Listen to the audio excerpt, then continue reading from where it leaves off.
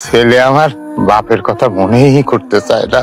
যে ছেলেরে ছোটবেলা থেকে আদর সোহাগ দিয়া কত কষ্ট কইরা লালন পালন কইরা বড় করলাম, সেই ছেলে বড় কইয়া বিয়া কইয়া এই বাপরে ভুলা গেল।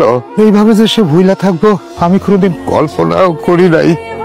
কি ব্যাপার মুরব্বী, এনে তো কোনো লোকজন নাই, আমরা তো এই মাত্র দুইজন এসে দাঁড়াইলাম। আপনি এরকম করে কাঁদতেছেন কিসের জন্য? আপনার কি কোনো যাত্রী মারছে নাকি চোখে পোকা পড়ছে, কোনটা? কিরে?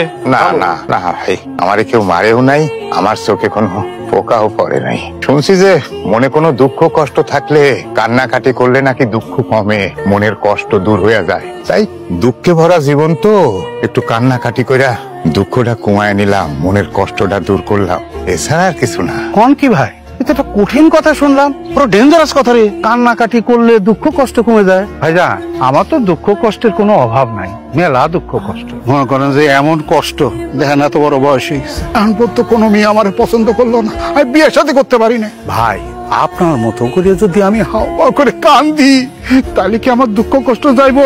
যাইবো রে, যাবো। এক একজনের দুঃখ তো এক এক রকমের। আপনার দুঃখ কষ্ট বা কি ধরনের সেটা তো আপনিই ভালো জানেন, তবে আমার দুঃখ কষ্ট একটু আলাদা ধরনের। আর ওই দুঃখের কথা মনে পড়লে আমার বুকের মধ্যে একটা মোচড় দিয়া উঠে, তাই আমি কান্নাটা ধরে রাখতে পারি না, কান্না এসে যায়। এক সময় মনে হয় কি জানেন, চিৎকার দিয়া কান্নাকাটি করি, কিন্তু পারি না। আপনি যে খুবই অভাবী মানুষ বা দুঃখী মানুষ, সেটা আপনার পোশাক আশাক দেখেই বোঝা যাচ্ছে আপনার খুব কষ্ট। আচ্ছা, একটা কথা বলি, আপনার বউ ছেলে মেয়ে নাই, তারা আপনার দেখাশোনা করে না? না, আমার কেউ নাই এই দুনিয়ায়, আমি একা, বড় একা। আমার আপনজন বলতে কেউ নাই রে ভাই। বাবার দুঃখ কষ্ট বোঝার চেষ্টা করে না। অবশ্য আমার ছেলের কোনো দোষ নাই, আমার ছেলেটা তো দেশেই থাকে না, দেশের বাইরে থাকে, তো হয়তো সেই কারণে আমার খোঁজ খবর নিতে পারে না। কিন্তু আমি ওরে ভুলতে পারি না, সবসময় ওর কথা মনে পড়ে। থাক থাক থাক, আর কান্নাকাটি করার দরকার নেই, যা বুঝার সব আমরা বুঝতে পারছি। কি রে, বুঝতে পারছিস? হ্যাঁ মামা, আমি বুঝতে পারছি। তা মুরব্বী, মানে আমরা একটু ছোট বাইরে যাব, আপনি কি আমাদের দুইজনকে একটু নামাই দিয়ে আসতে পারবেন? যে আপনার ছোট ভাইরা যাইবেন, অসুবিধা নাই, ওঠেন। কি গো, তুমি এখানে বসে আছো আর আমি তো তোমাকে খুঁজতেছি। শোনো না, কি হয়েছে, আমার যত আত্মীয় স্বজন আছে না, সবাই তো ফোন দিয়ে খালি কইতাছে জামাই বিদেশ থেকে আইছে, হ্যারে লয়ে ঘুরতে আয় ঘুরতে আয়।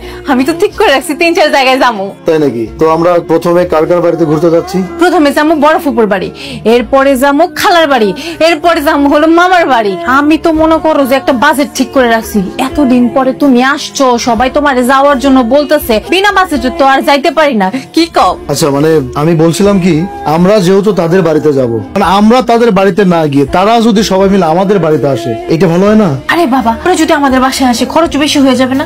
ওদেরকে আপ্যায়ন করা লাগবে না? তাছাড়া আমিও বহুদিন ধরে কোথাও ঘুরতে যাই না, আমারও মন করতেছে ঘুরতে যাওয়ার জন্য। এই যে তুমি বিয়ে করে রাখা গেছো, তুমি বিয়ে করে রাখে যাওয়ার পর থেকে তো আমি সারাক্ষণ বাসায় থাকি, কোথাও বের হয় না, একা একা আমার ভালো লাগে না। আমি কত প্ল্যান করে রাখছি, তুমি আসলে আমি ঘুরতে যাব, এই জন্য আমি চাচ্ছিলাম যে তোমাকে নিয়ে আসলে